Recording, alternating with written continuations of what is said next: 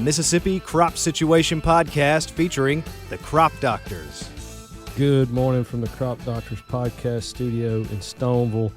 Tom and I are in the studio by ourselves this morning, and then we have a special guest on the phone. I'm going to let Tom introduce him because he is a plant pathologist. We have Carl Bradley, who is with the University of Kentucky with us, and I will let him introduce himself a little bit more, probably after Jason asks his normal, crazy, wacky question. Well, Carl, no, it's fine. That's fine. Carl, Tom gave me a little bit of your track record history, and he said that you were basically working your way south, that you had worked in North Dakota, and then you'd worked in Illinois, and now you're in Kentucky. And it looks like you're running away from something, I guess. But my question is, when he said North Dakota, I thought, ooh, that's what I want to know. So what is the coldest temperature that you ever experienced in North Dakota? The coldest temperature, I think it was probably right around minus 40, which when you get to minus 40, believe it or not, it doesn't matter if you're talking about Fahrenheit or Celsius, because that's where they both meet. It's minus 40. Yeah, I think it was real close to that. Needless to say, I didn't go anywhere that day. I stayed inside. But that's a good observation that I have been kind of heading south. Actually, it's really more of a circle, though. I'm from southeastern Illinois originally. Okay. Where I work now at University of Kentucky, I don't work in Lexington. I work at a research center, which is over in Princeton. And Princeton's just probably a little closer if you didn't have to cross the river, because you can only cross that certain places. But since you got to cross that river, it's just about an hour and a half from where I grew up. So yeah, kind of almost like a big circle, I guess, which led me a little bit further south. So, yep. Negative 40 just boggles the mind. The only thing I can think, Tom, is thank the good Lord for the state of Mississippi.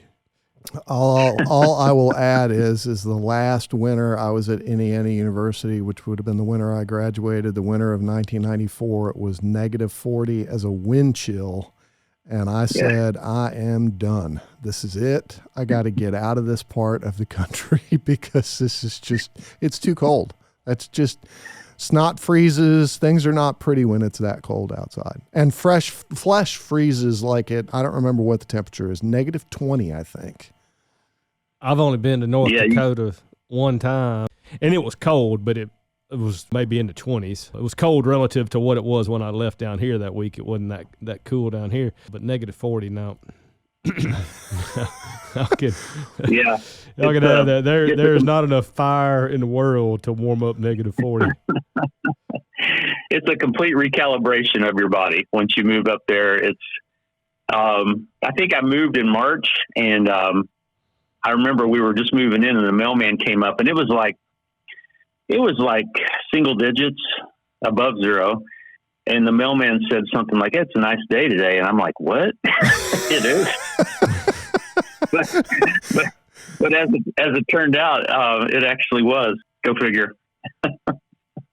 Well, and everybody should know that there's a big reason we have Carl on. One, I think, and I thought about it this morning, and Jason talked about it. I've probably known Carl almost 20 years because we have some friends that are some similar friends, and we all kind of work together, a bunch of us at the University of Georgia. And then they knew Carl, but Carl I would consider to be pretty much the expert right now on fungicide resistance within the organisms that affect soybean. And I know that you have continued that work at the University of Kentucky, and I rely on you for a lot of information. So I think we're going to cover as broadly as we can fungicide resistance. And I think you can give our listeners a really good perspective on, just to start with, what is it? How does fungicide resistance develop within those pathogen populations that we attempt to manage with a fungicide? First off, Tom, thank you for that nice introduction. I'm not sure I agree with everything you said there, but about me.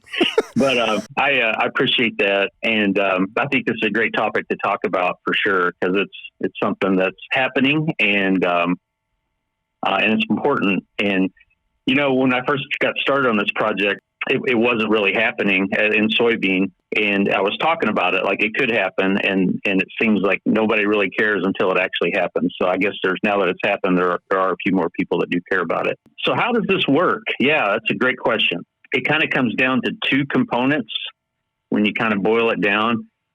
You've got your pathogen population, and then you've got your fungicide, right? So if you think about the fungicide, things that kind of can move towards fungicide resistance a little quicker would be things that have like single site of action, single modes of action. Just that fungicide is just acting in one certain site of the target organism.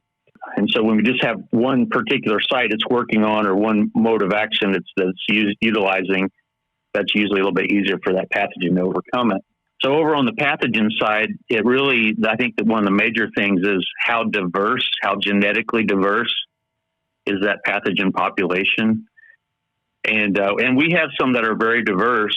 I got started in on this work when at least on soybeans when I came to the University of Illinois back in 2007 and started working on the frog eye leaf spot pathogen, Cercospora. That, as it turns out, that pathogen is pretty diverse. It's really genetically diverse. Almost every single isolate is different genetically. And so you have this pathogen population. It's got a lot of diversity in it. And then when you apply the fungicide, you start selecting out these individuals, and some of them might have a little bit of differences in how sensitive they are to the fungicide. So that's kind of how it happens. Some people think that fungicides cause these mutations or these shifts in nucleotides, but they don't. That's just sort of the thing that selects them out. The mutations or the amino acid substitutions that cause these, in some cases, cause fungicide resistance, that just happens naturally within the fungus population. And once you start spraying that fungicide, you select out those individuals, and that's what's happened. And of course, we've had a lot of fungicide applications, and that's probably one of the major drivers here is spraying fungicides on soybean wasn't really a thing we did 30 years ago, not very often at least. We didn't really have that many products labeled. But nowadays it's a lot more common, and we see that selection pressure just very highly active, and so that's kind of why we're dealing with a lot of fungicide resistance issues nowadays. Carl, I think everything you just said, if you took out the words pathogen and fungicide and stuck in weed and herbicide, it's exactly what we've always talked about with herbicide resistance, particularly the fact that you said that the fungicide doesn't do it. It's just basically finding the needle in the stack of needles, right? That resistant individual in the case of a plant, or the isolate, or whatever word y'all is appropriate for y'all's stuff. It just finds it and then removes all the ones that are susceptible, and then that one reproduces, and it gets to be a bigger part of the population or percentage of the population, and the problem increases from there. Well, and so much of that gets lost in the messaging, because I think there have been a lot of really good science projects where people have gone out and tried to find, or they've not really been looking for fungicide resistance, but they all of a sudden determined, well, this is interesting. These native populations of whatever fungus already have those specific amino acid substitutions or a slight genetic modification or mutation that allows them to overcome that particular fungicide mode of action or active ingredient. So that's, we don't spend much time talking about that. I mean, for a lot of reasons, because plant pathologists kind of get lost in the minutia sometimes. So biology is biology, right? And so it seems like, Jason, I think you have an advantage sometimes, because it seems like the farmers I'm around, they just really hate weeds. It's like, they don't like diseases, but they hate weeds. And so I think I've always kind of used the herbicide resistant weed example to kind of help farmers understand, the importance of this whole biological thing that can happen with lots of different organisms, including, the fungi that cause diseases. So I've used the herbicide example several times, and I think that's helped out, because that's obviously a huge problem in your world that you work in as well. Well, it's out of sight, out of mind, Carl. They can see that herbicide-resistant weed because it's sticking up, case of soybeans, it's sticking up above their canopy late in the season, and see it when they drive by, whereas in this case, a resistant fungus or even a resistant insect to maybe a lesser degree, maybe a resistant insect would fall somewhere between the resistant fungus and the resistant weed. You can't see it, so you really don't know what the effect is. If it doesn't make a big showy symptom, then you really don't know what the effect is until the yield numbers come back. I think in some cases, and probably what we'll discuss here as we move through a little bit more of this is, I think we've started to pick up some fungicide resistance within some organisms that weren't necessarily things that we were keying on. So your off-target organisms, we did a good job managing frog eye with fungicides, or we tried to, and we created some resistant populations that are out there in nature. What did we do to the rest of the organisms that were within the soybean canopy as a result of some of those applications? And that, that's not necessarily a question, but I think that's a good place to really start. Absolutely. I think one of the things you might be kind of talking about is like the Septoria brown spot pathogen. That's, obviously that's Septoria brown spots. It's a disease of soybean, and it's one that, at least everywhere I've worked, it's pretty common. We see it early in the season, but the soybean tends to kind of outgrow it because it stays down the lower canopy. And we don't usually see that pathogen, at least, Tom, places I've worked. It may be different in Mississippi and further south in Kentucky, but like the Septoria brown spot pathogen is usually one that, it may kind of make a surge towards the end of the season where it gets up in the upper canopy, but it's usually kind of too late. And so I just don't put a lot of, when I'm ranking my foliar diseases, that's certainly not at the top. But I think because of fungicide applications to manage disease, for not just to manage diseases, but just, sometimes kind of the quote, plant health type of application, that has, ended up making selecting out resistant individuals in some of these other pathogen populations, like within the Septoria brown spot. And so we see the strobilurin or QOI fungicide resistance in that pathogen too. And I don't know too many farmers and places I've worked that were, specifically trying to control Septoria brown spot. So that may be kind of what you're getting at there a little bit. That particular disease has really been questioned over the last few years as to maybe we are losing some yield in this general region in the Mid-South from that. But typically, I would agree with your statement. It usually makes a nice showy addition to the canopy later in the season. So you get, mid R5, closer to R6, and sometimes you can see a lot of it.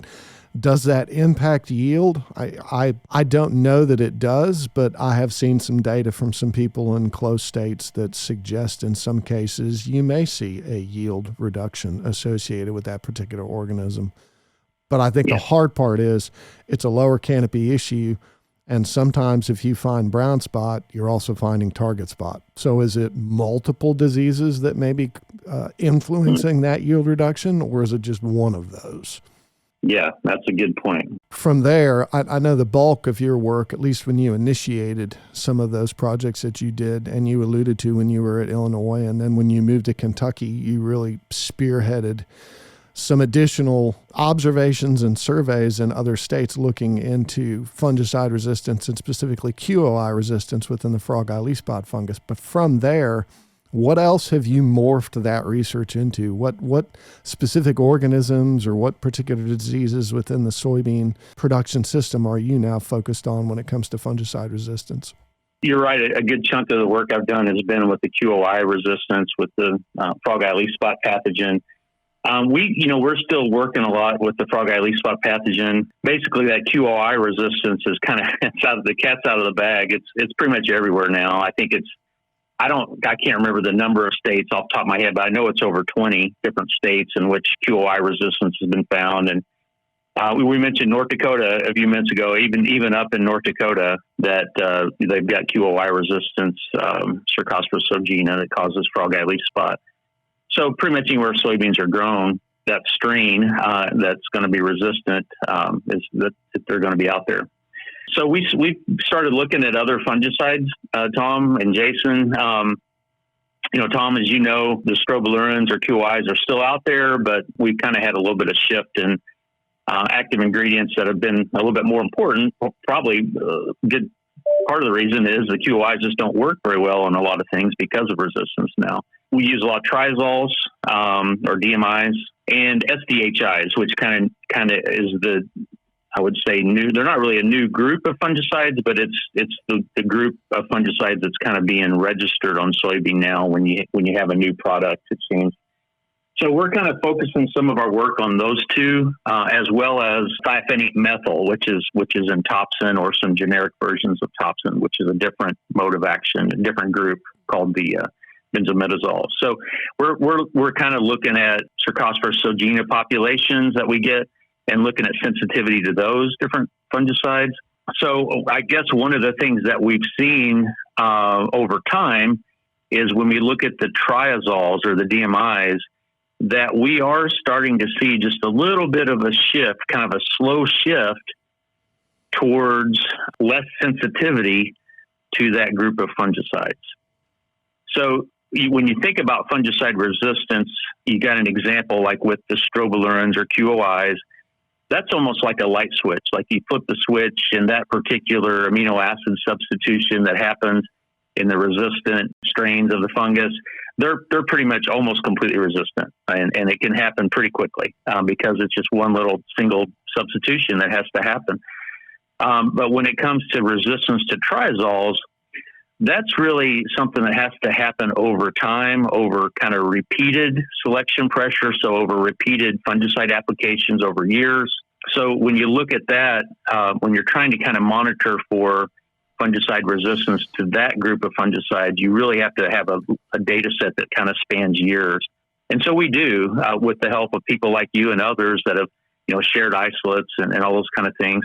So we are seeing just a kind of a slow shift towards Cercospora sogina populations being just a little bit less sensitive to the triazoles. And so that's a little bit worrisome because that's I feel like the triazoles are kind of our backbone of managing frog eye leaf spot with fungicides. I think that's like one of the major classes of fungicides you have to really get excellent control, and to kind of see that starting to fade. I mean, they're still effective, but we're starting to see that slow shift. That's a little bit worrisome. Well, and I think once we started really identifying the QOI resistant populations, there was a large shift within the basic manufacturers to develop or provide mixed modes of action fungicide products at the retail locations.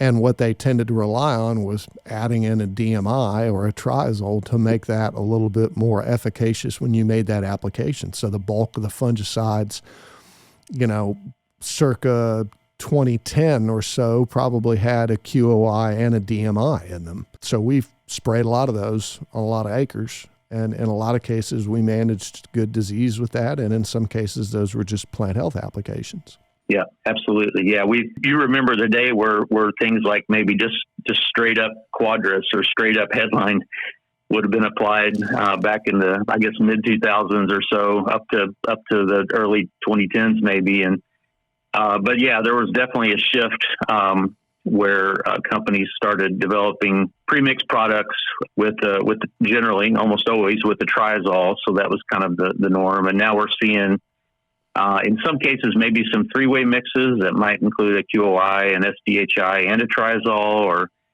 some of them may just have a triazole and SDHI. So I do think, for the most part, the mixes are still something we're seeing. But one thing, in the mixes of different active ingredients, that's certainly, or modes of action, that's certainly one of the ways to help kind of slow down fungicide resistance. But that only helps when when both of those, or all of them, if you've got three, they all have to have efficacy. That means they all have to work on that target fungus population. So if you're spraying a QI or strobilurin mixture with a triazole, it's really the triazole that's doing all the work when you're thinking about frog eye leaf spot, or even some of these other foliar pathogens, since there's a lot of QOI resistance in those too. So, that in a lot of cases that QOI is not really doing anything anymore, and just leaving it in there is just continuing to add that selection pressure. So when we think about, using products that contain multiple active ingredients, it's really important to use something that's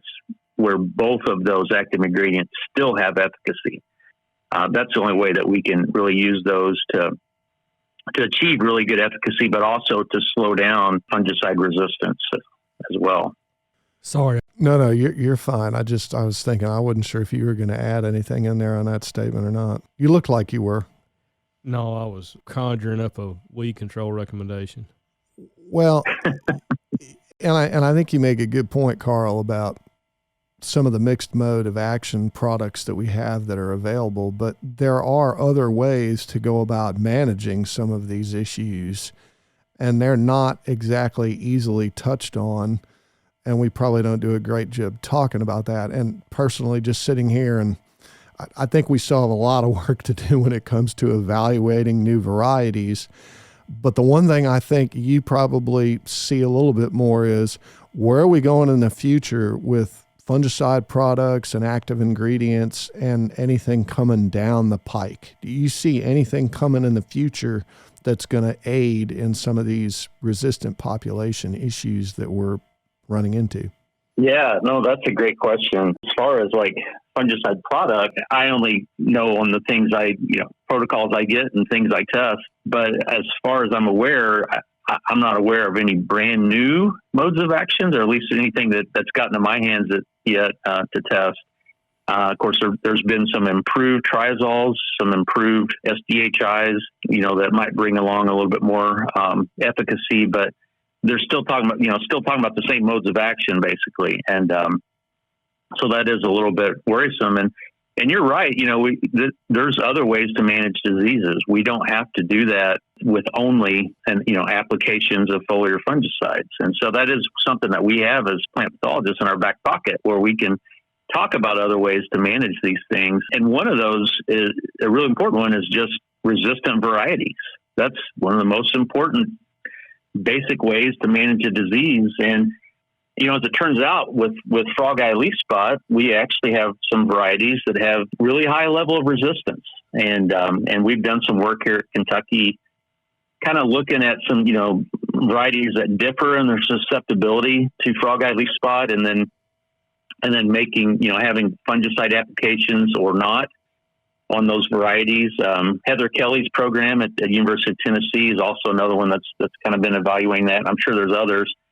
But one of the things that we've seen, Tom, is when you've got a resistant variety, we really don't see the type of response to the fungicide on those resistant varieties that you would on a susceptible variety. So, those resistant varieties are pretty effective in managing disease. And when you start thinking about integrating different types of approaches, you got your crop rotation, you've got resistant varieties, maybe a fungicide if you need to. Those are the types of things that are really going to help reduce that selection pressure overall from the fungicide. If we're managing these pathogen populations using other methods, then that's going to help keep these, the products we currently have, or maybe some products coming down the pike. Maybe that's going to help us keep those around for a longer period of time, so we're not dealing with resistance. So you're exactly right. I think sometimes we think, there's sort of a suggestion out there that spray first. That's kind of the mentality in some cases, but a lot of these disease management decisions start before you even plant a seed. And that's, thinking about where you got plant soybeans, what kind of crop is it following, and, what the variety is, how susceptible or resistant that particular variety is to the disease.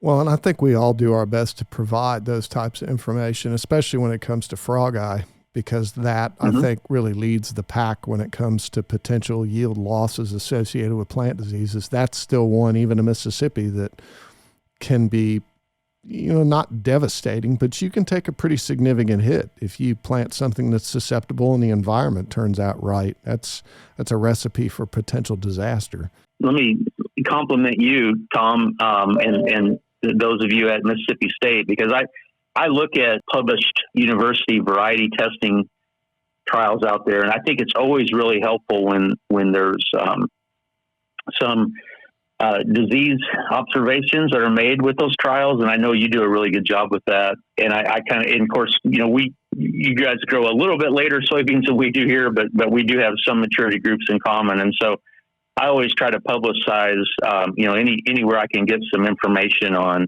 how susceptible varieties are to important diseases. I try to get that information out to our growers as well, and use a lot of resources outside of our state to do that too. So I appreciate, and I know many do appreciate those ratings that I know you spend a lot of time on out in the field.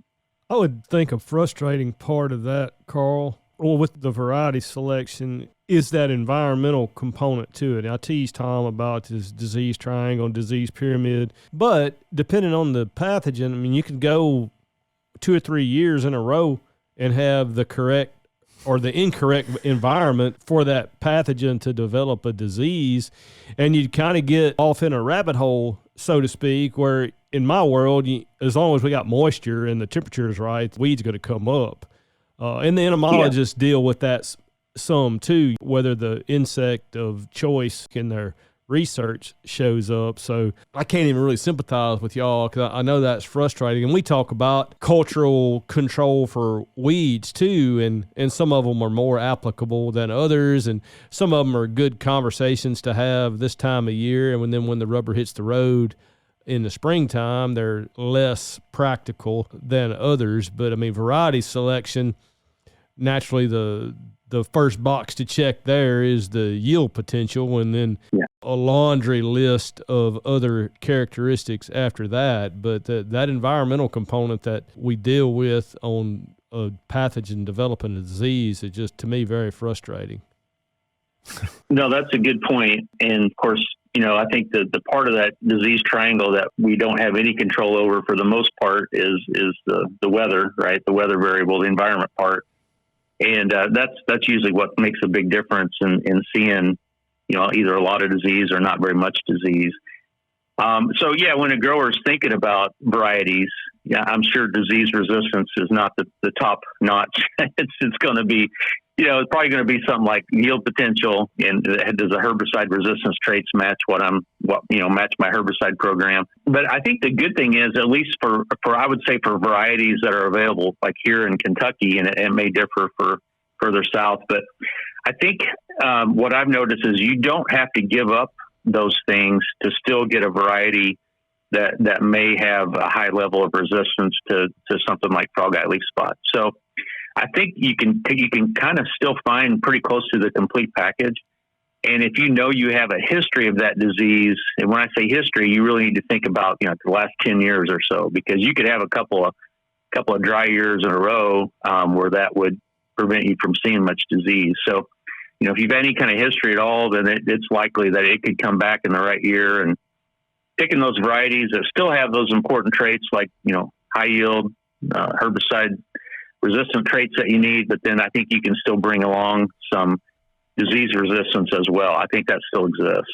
Well, Carl, I think, I really appreciate your efforts, and I appreciate the time you took this morning, because I think this is a pretty important topic. And, honestly, we pretty much covered the big, broad brushstrokes and left a lot of things for additional podcasts. And certainly, we've got some more information to cover moving forward in the future. So we definitely thank you for your time this morning. Well, I really appreciate the invitation, guys. Carl, thanks a lot, man. I enjoyed visiting with you. Yeah, it was fun. The Mississippi Crop Situation Podcast is a production of Mississippi State University Extension.